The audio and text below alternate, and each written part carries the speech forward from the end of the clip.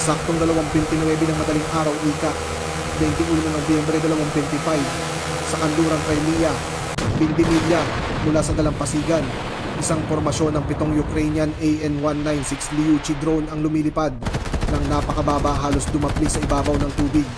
Ang altitude nito ay halos 13 talampakan lamang. Bawat drone ay may bilis na 102 mile per hour at may dalang HI penetrator incendiary warhead sa unahan. Ang kanilang mga katawan ay gawa sa radar absorbing composite materials. Mayroon itong radar cross section na 0.05 metro lamang, mas maliit pa sa isang ibong dagat. Papalapit sila sa pinakabantayadong airspace sa Crimea. At Diretso ang kanilang 4,500 tungo feet, sa the Ghost I-Petri 4 Ridge kung saan activates its nakalagay ang mga infrared array, pangunahing early providing a warning clear radar thermal ng Russia signature na of the nagbabantay targets sa below. buong Black Sea. Sa taas na 2,500 talampakan, isang PD-2 reconnaissance drone na may call sign na Ghost 4 ang nag-activate ng infrared camera system nito. Tahimik nitong in-scan at minamapa ang bawat target sa ibaba. Ang buong lugar ay naging isang digital battle space. Ito ay isang network ng mga radar sensor armas at surveillance system na nakakalat sa mga dalisdis ng I-Petri Mountain. Pinakapansin-pansin sa mga ito sa silangang apron ng Kacha Air Base ay isang K-27 helicopter na naka-standby. Ang init mula sa buntot at rotor hub nito ay nagpapakitang kapapaandar lang ng mga makina.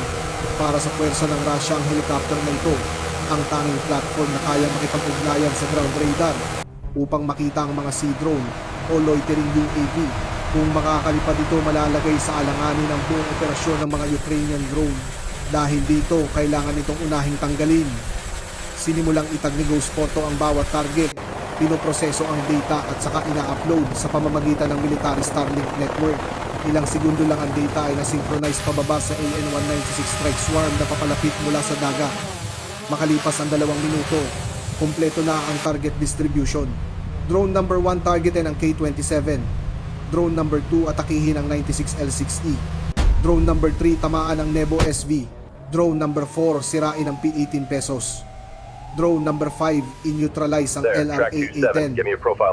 Drone number 6 lapitan ang BK-16 patrol boat. Correlating now. Drone number 7 labanan ang Pansier S1 o ang backup command sector nito.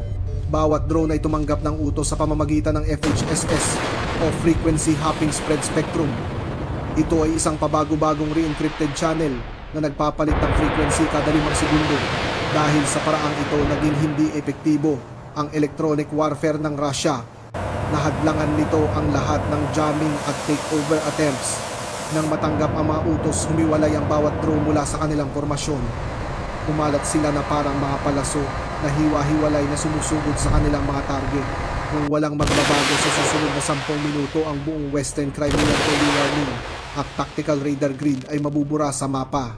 Ngunit sa sandaling iyon, may mga kakaibang signal na lumitaw sa radar screen ng isang Russian Bykov-class patrol vessel na nag-operate malapit sa Sebastopol.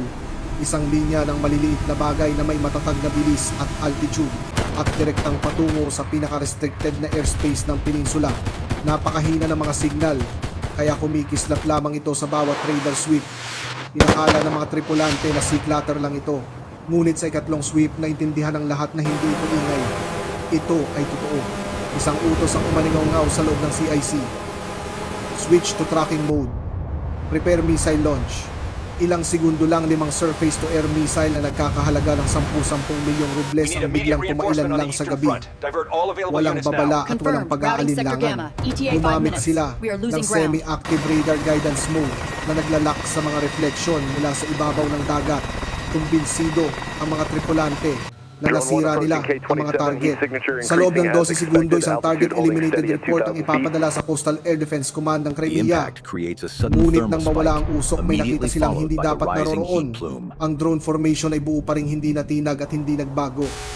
Ang kanilang layunin ay nananatiling malinaw sirain ang bawat early warning asset na nagbabantay sa kanlurang bahagi ng Crimea. Ngunit para magawa iyon, kailangan nilang lagpasan ang isa pang hadlang. Isang Pansier S1 battery na nakaposisyon sa timog na baybayin. Ang radar ng Pansier ay walang tigil sa pag-ikot. Nahihirapang ilak ang mga drone na lumilipad malapit sa dagat.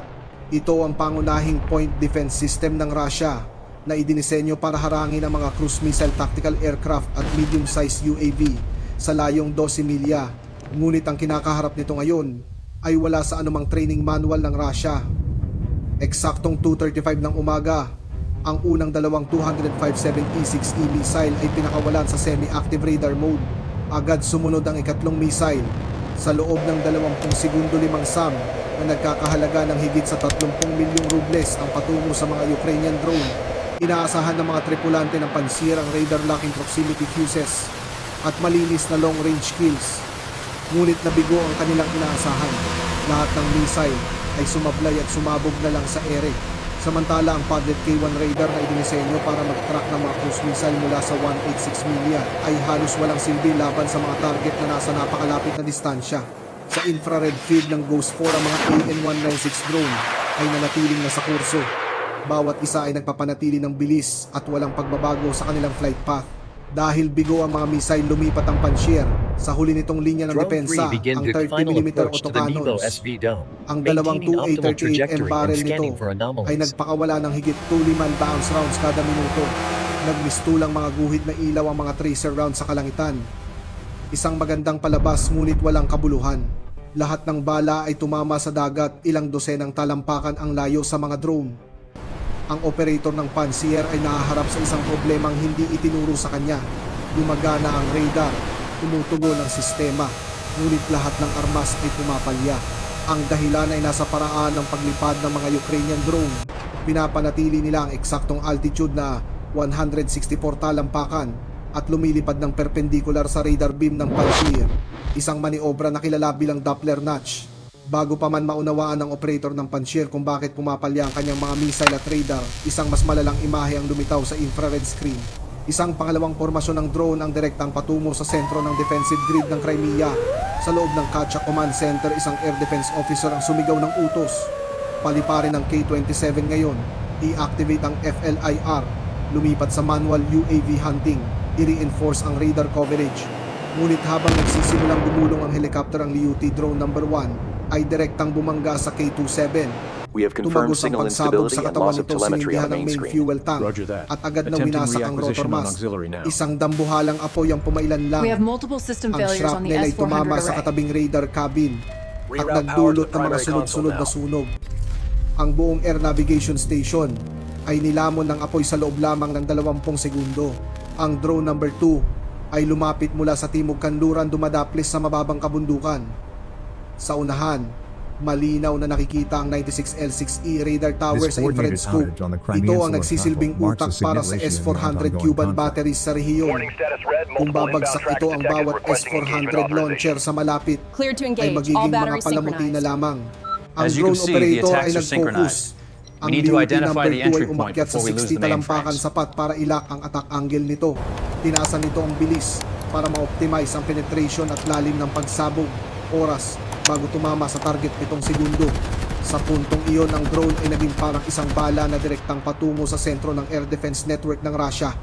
As you can Impact. see in the thermal Yumanig replay, ang camera the ng initial bumangga eruption ang is drone almost number 2 immediately sa followed by a antena ng secondary fragmentation. 96L6E. Winasak ng pagsabog ang buong tuktok na bahagi nito. Ang mga cooling grid ay nayupi.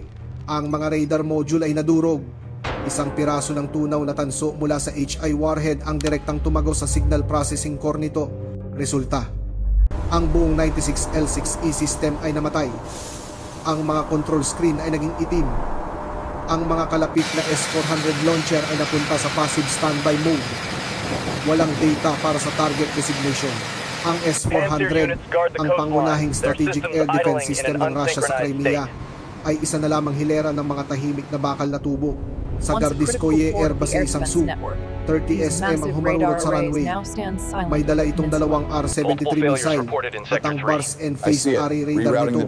Umasa itong maharang ang isang grupo ng mga low-flying UAV Try the na alternate lumitaw frequency sa mga again, tactical Lieutenant. warning We need that screen. contact data Ang hindi immediately. alam ng Aye, piloto Commander. ang mga Rerouting ito now. ay mga decoy na Liuti drone.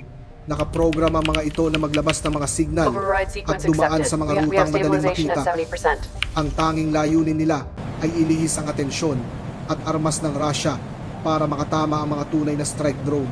Sa loob ng cockpit nakatanggap ang highlighted piloto ng sectors remain malinaw na completely utos mula sa blind to ground our control. current thermal array, I-activate allowing ang Bars undetected N. movement along the coast. Unahin ang mga low altitude The western target. grid is showing multiple incursions Magpadala here. ng radar Are these data, confirmed targets or lumipat sa residual data? infrared pulse Confirmed. tracking Level kung red across the kinakailangan. 30 segundo matapos maging aktibo ang bars and naging walang saysay ang lahat. Ang display ay nagpakita ng mga kalat-kalat na puting tuldok na hindi matatag at hindi nauulit.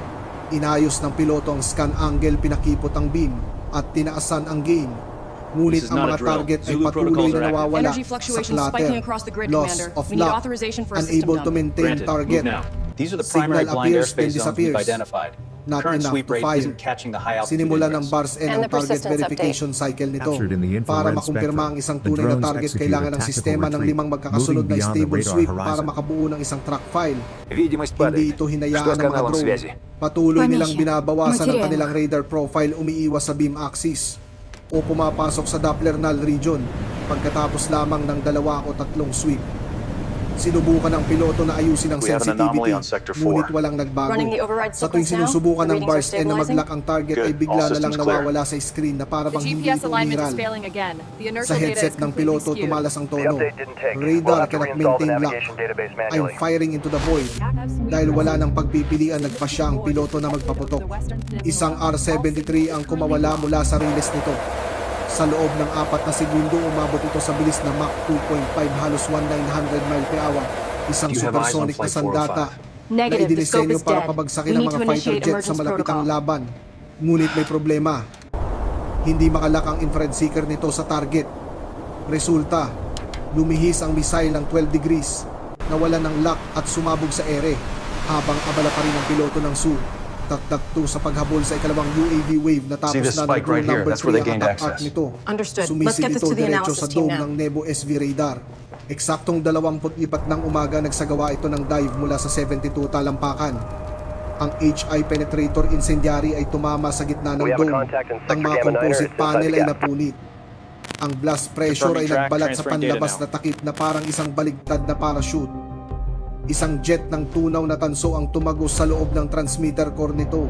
Ang radio frequency The output infrared ng radar sweep ay nawala reveals sa the final spectrum sa moments loob of lamang ng activity isang before segundo. the facility Agad na nawalan ng returns to a kakayahan cold ng state. Katia Air Base na makakita ng mga ASW stealth network degraded, aircraft, long-range Commander. cruise We've lost missile contact with the western at lahat ng sensor high altitude Understood. threat. Reroute power Ang to the Nebo primary SV na active sonar dating and localize sandalan sa contact pag-track now. ng mga We're losing platform connection to tulad the main ng grid. F-35 Reroute ay auxiliary isa na power lamang now. tumpok It's not na taking the umuusok command. na mga We have a labi. full cascade. Mula sa hilagang kanluran, ang drone number 4 ay dumaplis sa gilid ng bundok, nagtatago sa mga natural na anino, 20 hanggang 26 talampakan lang mula sa lupa. Sa Confirmed. unahan, The sweep malinaw is na showing heavy nagningning static ang across the board. TT-8 Terek radar sa infrared, isang 30 foot mesh antenna na dahan-dahang umiikot. Ito ang huling operasyonal na low altitude UAV defense layer. Ang meter band frequency nito ay na-optimize para sa pag-track ng mga low altitude drone, lalo na sa mga komplikadong terrain. Kung babagsak ang radar na ito, ang buong timog na bahagi at lahat ng airspace sa ilalim ng 330 talampakan ay tuluyang mabubulan. Eksaktong 2:47 at 5:09 ng umaga, nilak ng drone number 4 ang Status target update on nito. the eastern sector. Dive angle 38 Signal degrees. remains degraded. Impact speed We are humigit still kumulang operating 100 mile blind. per hour. Tumama ang atake sa power converter cluster sa base ng antena. Hindi ito gumawa ng malaking pagsabog, ngunit naputol nito ang rotation shaft at sinunog ang signal transmission module. Ang P-18 Terek ay naging isang sunog at nakatagilid na antena na lang. The S-400 Mula network sa is timog completely silangan desynchronized. dumaplis ang We can't drone get a number lock. 5 sa mga Initiate puno Protocol 7. at tumawid sa auxiliary runway. Sa infrared sector, lens, Charlie mainit Foxtrot na is nagniningning ang exposed. LRA Confirmed, no drone 810 coverage. radar station. We moved the convoy Itong through Sierra gumagabay 1. sa lahat ng Scramble air landing at support immediately. navigational operations We've lost para the sa feed from Kacha the Air fifth fleet. Base. Rerouting through 2:48 at satellite 15 ng comms now. umaga, Status remains inihanay ng drone ang attack vector nito at direktang pumasok sa rear service As the hatch simulation kung progresses, saan nakalagay the ang mga projected switching coverage has cabinet been ng reduced radar. by 70%. Impact altitude 30 talampakan. Sumabog ang penetrator warhead sa loob ng transmitter core. Ang mga Doppler processor at phase generator ay agad na natunaw. Nawala sa linya ang LRA-A10. Ang Kacha Air Base ay bulag na ngayon. The sequence Hindi failed. na We're still makakabalik offline. ng ligtas sa mga Run eroplano the ng diagnostic Russia sa mga again. Maybe we kondisyong may missed mababang something. visibility. Sa S-400 Cuban Command Post, inislap ng pula ang mga alarma. Walang input mula sa 96L6E. Nawala ang link sa Nebo. The guidance is still Hindi unresponsive. makapag-track. Sa loob ng Air Defense bypass Coordination Center ng Crimea, How long until we get a lock? sabay-sabay na kumislap ang mga pulang alerto Echoes sa 3, 6 na this is Base control Command. Lead station. status update required at Sector Ang 4. S-400 system Roger that. Check it ay out. nagulat ng status na blind. Bawat If we unit track mula this vector, Panjshir the pattern hanggang repeats. S-300 What's at the confidence level on S-400 the sa identification? peninsula High. ay The nawalan ng metadata kanilang matches the sensor previous nerve intercepts. center. Ang strategic air defense architecture ng kanlurang Crimea ay bumagsak.